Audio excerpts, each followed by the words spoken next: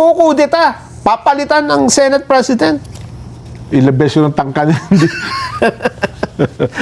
Sige nga, tingnan natin. Wala daw pong namumuong panibagong planong kudita laban sa liderato ng Senado sa harap daw po ng posibleng pag-akyat sa Senado ng impeachment laban kay VP Sara Duterte.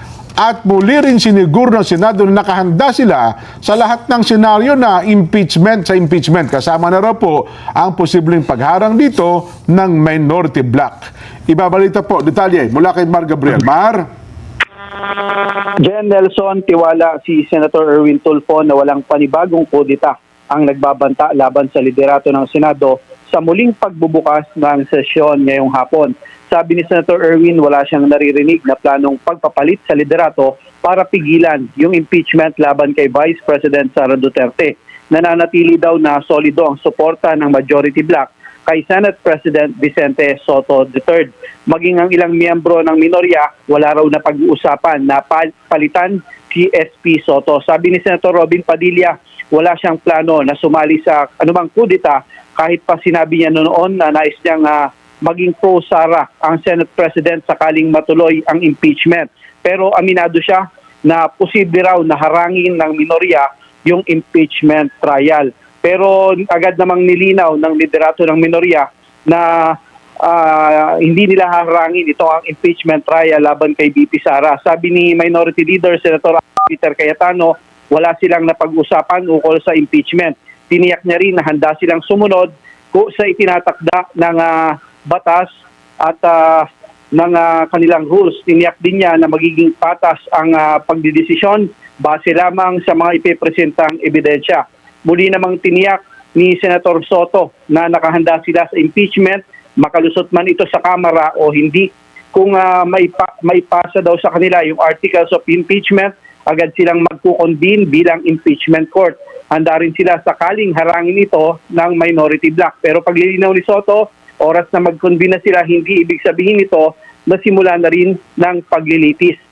Gayunman nilinaw ni Soto na lahat ng ito ay spekulasyon pa lang hanggat wala pang nakakarating na articles of impeachment sa Senado.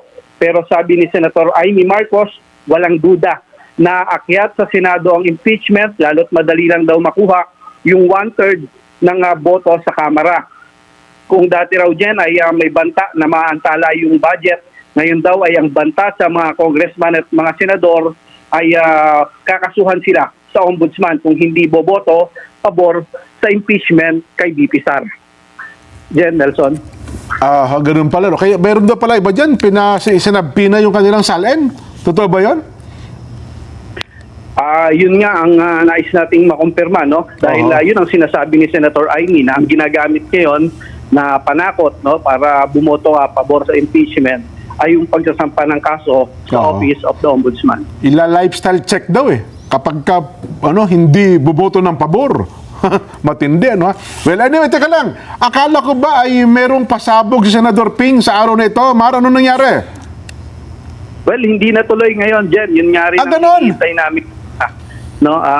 Plano sana na ilatag sa privilege speech yung tinawag niyang chairman's report. Oo. Ito ay naglalaman ng partial report ng Blue Ribbon Committee kaugnay dyan sa flood control scandal. Pero baka bukas o kung hindi sa mga susunod na sesyon ay nakaschedule itong si Senator Ping. Dahil dyan hindi nga nakakuha ng sapat na lagda yung minority report. Kaya ang plano niya ay ilatag yan sa plenaryo sa pamamagitan ng privilege speech. Ayun. Akala ko sabi, Lunes daw eh. Di ba? Ngayong araw na ito. So, merong kadahilanan. Ba't hindi natuloy? Siguro dyan, maraming nakapila sa agenda. Actually, hinihintay nga namin kanina dahil ang sinasabi ngayong Lunes o bukas ay gagawin yung privilege speech.